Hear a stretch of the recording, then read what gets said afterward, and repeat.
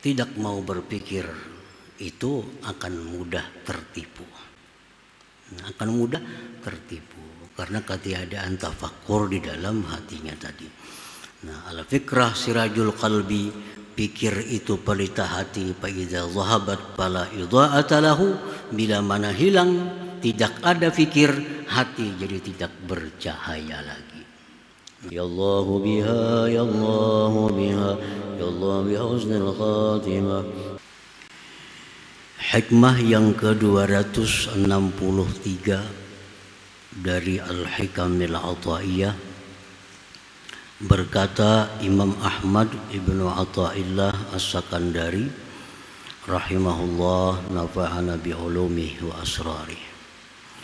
Al-fikratu sirajul qalbi, fa iza zahabat fala idha'ata lahu. Artinya bermula fikir. Bermula pikir adalah pelita hati, penerang hati. Apabila pikir itu tidak ada dalam hati seseorang, maka tidak ada cahaya bagi itu hati tadi. Para muhibbin rahimakumullah. Jadi tafakkur itu adalah penerang hati. Kalau kita tidak ada tafakkur, berarti hati kita itu tidak ada cahayanya. Al-fikratul lati hudda 'alaiha wa nudiba 'alaiha wa waqa'al madhu 'ala sahibiha kal fikrah fi ala'illahi ta'ala wa 'azamatihi wa bi islahi qalbihi wa dinihi wa fi fana'id dunya wa gururiha wa khissati ahliha wa fil fikrati fi awaqibil umur wa amsalihha.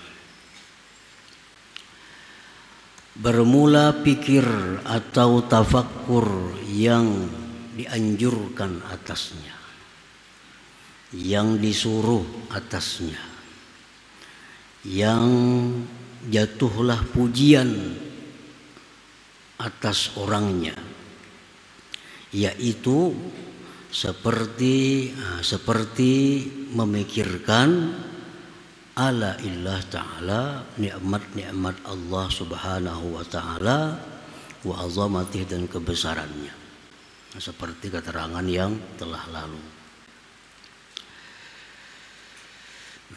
Wa bi islahi qalbihi wa dinih, dan berpikir tentang membaguskan hatinya dan agamanya. Berpikir tentang membaguskan hati, membaguskan hati daripada segala yang tidak baik, seperti hati yang ada sombongnya, lalu dia berpikir bagaimana caranya menghilangkan kesombongan ini. Jalan apa yang dilakukan untuk menghilangkan kesombongan ini? Dendam, iri, dengki. Nah, itu sifat-sifat yang tercela yang ada di dalam hati itu kada akan bisa hilang kalau kita kada berpikir bagaimana caranya untuk menghilangkan itu. Wadinih, dan agamanya. Berpikir bagaimana wudunya supaya bagus, sembahyangnya supaya bagus, puasa, zakatnya, hajinya supaya bagus. Berpikir kayak apa caranya supaya wudu kita ini menjadi wudu sempurna. Berpikir kayak apa caranya supaya sembahyang ini sembahyang yang bagus. Nah, ini tafakkur yang dianjurkan pula. Wa fi fana'id dunya wa gururiha wa khissati ahliha, dan seperti pula berpikir tentang hilangnya dunia ini, tentang fananya dunia dan tipu dayanya dunia dan hinanya para pecinta-pecinta dunia itu. Kita disuruh berpikir tentang dunia ini. Bila kada kita meninggalkan, inya meninggalkan kita. Ada orang yang bangkrut sebelum mati, berarti dunia yang meninggalkan dia. Ada orang yang di tengah kaya-kayanya mati, berarti dia meninggalkan dunia. Nah itulah, dan tipu dayanya dunia ini dan kehinaan para pecinta-pecinta dunia itu. Nah, para muhibbin rahimakumullah, tafakkur tentang itu merupakan tafakkur yang terpuji, tafakkur yang kita disuruh untuk melakukannya. Wa fil fikrati fi awaqibil umur, dan berpikir tentang akibat perkara-perkara. Apabila kita hendak melakukan sesuatu, kita disuruh berpikir, kalau aku lakukan sesuatu ini akibatnya apa? Baik akibat di dalam dunia atau akibat di akhirat. Nah, tafakkur tentang itu lebih baik daripada ibadah setahun, seperti yang disebutkan dahulu itu. Apabila ada ajakan nafsu, ajakan syaitan untuk berbuat satu maksiat, nah pikirkan akibatnya. Apabila kita berpikir tentang akibatnya, pasti kita akan bisa menghindari, menolak ajakan-ajakan daripada nafsu dan syaitan itu. Kenapa orang melakukan maksiat? Karena ketiadaan tafakkur. Nah, begitu nafsunya mengajaknya, syaitan menggodanya, langsung diturutinya. Terjadilah maksiat-maksiat itu. Andai kata dia menggunakan fikir tentang akibat dari maksiat itu, maka itu kada akan terjadi. Para muhibbin rahimakumullah, contoh seperti ajakan nafsu, ajakan syaitan misalnya untuk melakukan riba umpamanya. Ada peluang, ada kesempatan, ada tawaran untuk melakukan riba ini. Nah, itu mesti tafakkur, akibatnya apa? Kalau aku pinjam duit ini demikian berbunga-berbunga, kena akibatnya apa? Karena syaitan nafsu ini hanya untuk mementingkan sesaat. Nah, syaitan mengajak kita untuk kenikmatan sesaat. Dapat duit banyak, nukar ini, nukar itu ajakan syaitan. Untuk kepentingan, kelezatan, kenikmatan sesaat. Kada berpikir tentang akibat. Nah, berpikir tentang akibat. Kalau aku lakukan ini riba, apa akibatnya? Nah, antara lain akibat-akibat riba. Rasulullah SAW bersabda, ar-riba wa in kathura fa ila killin. Ujar Nabi, riba itu walaupun banyak menguntungkan, tapi akhirnya kebangkrutan. Nah, itu sabda Nabi. Nah, kita berhutang, berbunga, banyak dapat duit sekian miliar. Tapi ujar Nabi, fa'ila killin, ujung-ujungnya kena bangkrut. Ujungnya bangkrut. Ini sabda Nabi, yang mana beliau tidak bertutur kecuali wahyu dari Allah Subhanahu wa Ta'ala. Oh, kenapa ada orang riba maka sugih sampai mati-mati sugih? Kalau tidak pernah bangkrutnya, maka orang itu riba. Maka jar Nabi bangkrut bila orang riba itu. Si jin itu sampai mati tetap sugih. Nah itu istidraj, itu lanjuran dari Allah Subhanahu wa Ta'ala. Wa nastadrijuhum min haitsu la ya'lamun. Kami istidraj, kami lanjur. Untuk apa dilanjur oleh Allah?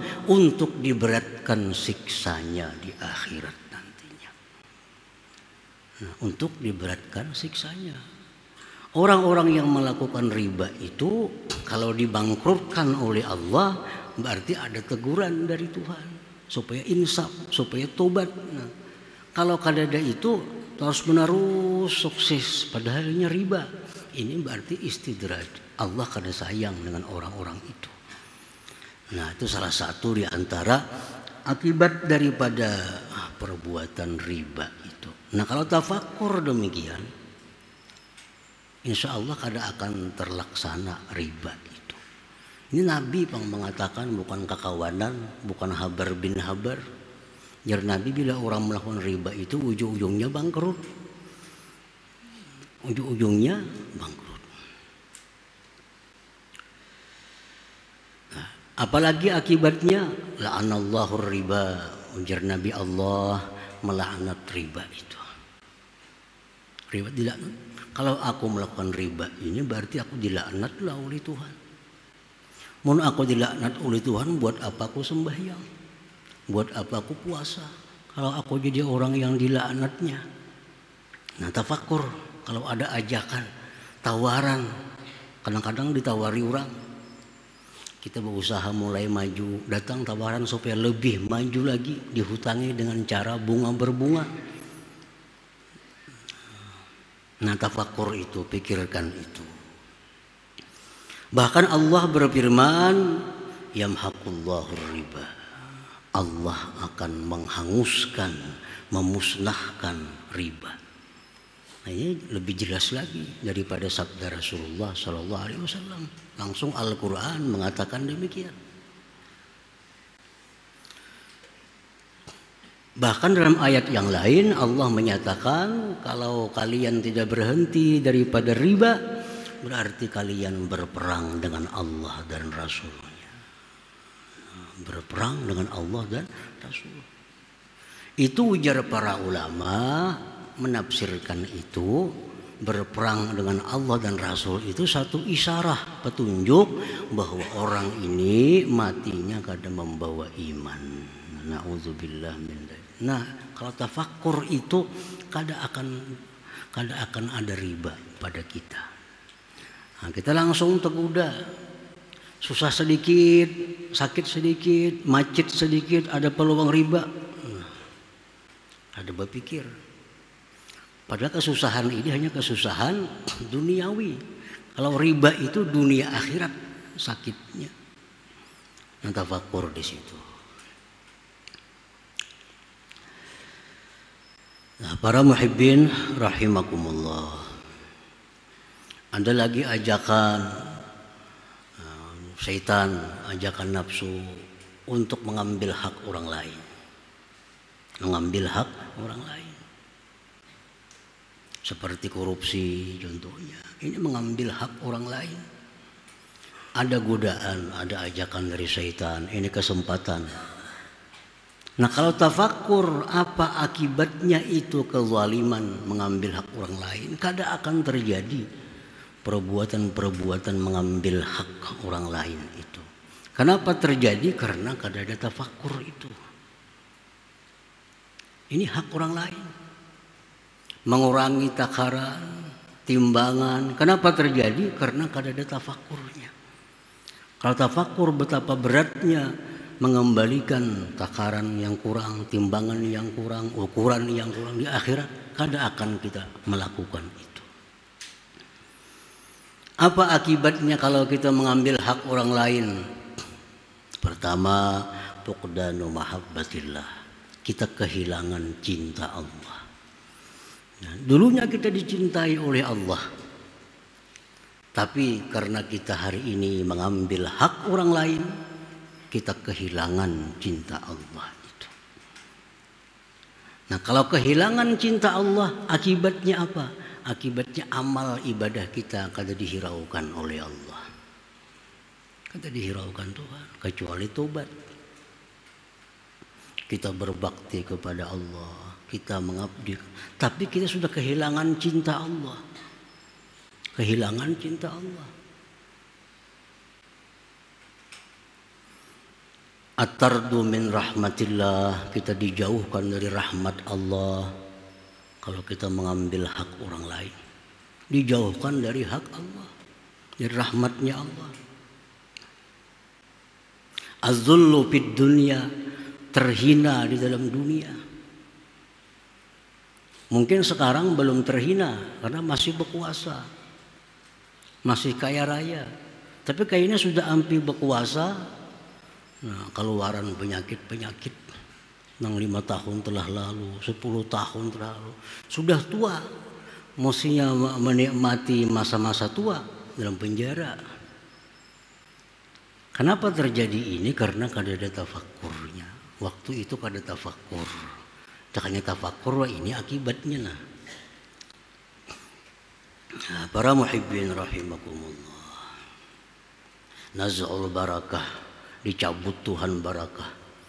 Karena kita ini mengambil hak orang lain, barakah dicabut oleh Allah daripada kita.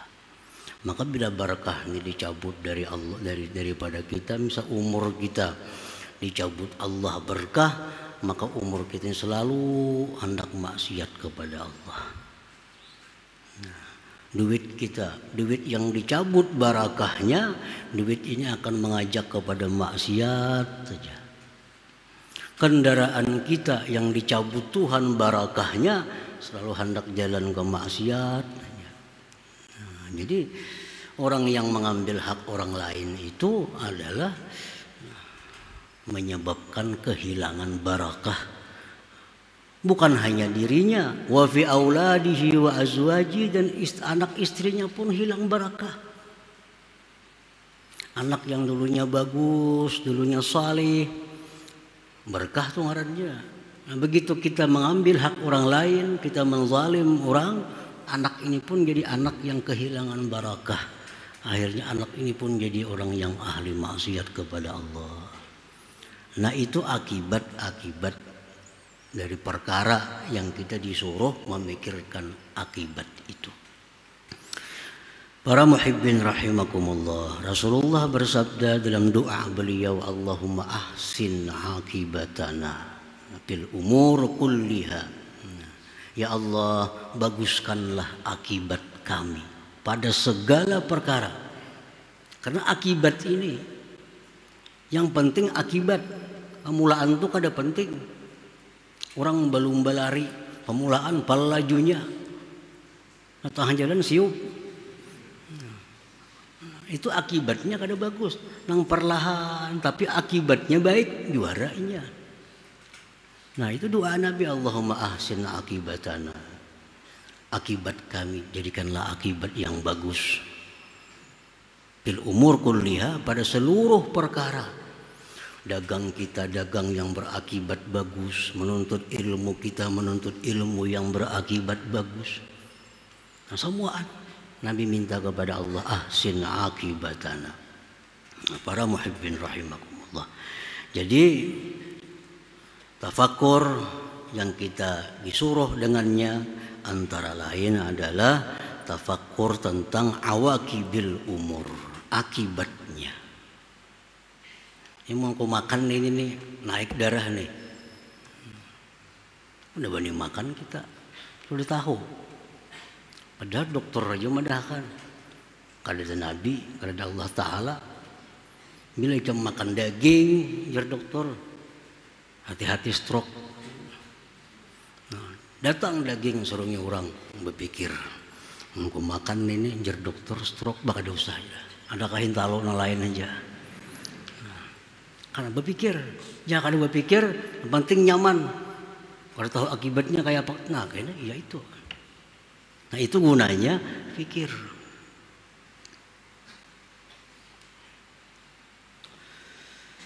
Jadi al-fikratu sirajul qalbi, fikir seperti tadi adalah pelita hati. Itu pelita hati. Bihi tanjali haqaiqul umur, dengan itu pelita nampaklah mana perkara-perkara yang sebenarnya. Nah, mungkin kita tarang, kita tahu namanya duit, namanya kertas. Mentarang, amunnya kadap, nah kada tahu di duit, kada tahu di kertas, ukut semuaan. Dengan itu cahaya, nah, nampak jadinya perkara-perkara yang bujur. Fayazharu bihil haqqu haqqa wal batilu batila. Nampaklah, jelaslah dengan pelita, dengan lampu itu, yang benar itu benar, yang batil itu batil. Nah, jadi supaya hati ini terang, kalau melihat mana bujur, mana salah, salah satunya adalah al-fikrah atau tafakkur tadi. Para muhibbin rahimakumullah. Fal qalbul khali 'anin nur. Bermula hati yang kosong, yang sunyi daripada cahaya. Nah, nang kada berpikiran tadi. Ada peluang ambil, ada peluang ambil, ada hidangan makan, ada berpikiran. Nah, itu hati yang kosong dari cahaya, kal baitil muzlim, seperti rumah yang gelap gulita. Kita menuju lawang aja kada kawa. Menggelap gulita. Lawang lamari, juga lawang wisi, nyakadap. Nah, kal baitil muslim, wala yakunu fil qalbil muslim, dan tidak ada pada hati yang gelap itu illal jahlu, kecuali jahil. Nah, karena kita ini gelap, lalu kita kada tahu, lalu jahil. Wal ama, dan buta, wal gurur, dan terperdaya jadinya.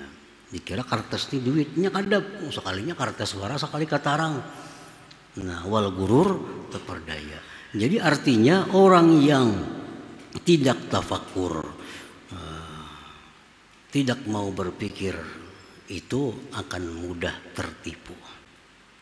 Akan mudah tertipu karena ketiadaan tafakur di dalam hatinya tadi. Nah, al-fikrah sirajul qalbi, pikir itu pelita hati. Fa idza dhahabat fala idha'ata lahu, bila mana hilang, tidak ada fikir, hati jadi tidak bercahaya lagi. Nah, para muhibbin rahimakumullah, kenapa kita mau sembahyang? Karena kita berpikir, mun aku sembahyang ini ada harapan ke surga. Mun kada sembahyang ke neraka, kada wani. Lalu sembahyang, berpikir kita. Kenapa menuntut ilmu? Karena kita berpikir. Kada menuntut, kada tahu apa nang jar Tuhan, jar Nabi. Nah, jadi itulah tafakur. Nah, jadi jar Nabi tafakur sesaat. Nah, lebih baik daripada kita beribadah setahun tapi kada ada tafakur dalam setahunan itu. Nah, kemudian hikmah yang terakhir dari Al-Hikam, hikmah yang ke-264 insyaallah taala. Ila hadratin Nabi sallallahu alaihi wasallam. Al-Fatihah. Nasta'inu binas siratal mustaqim.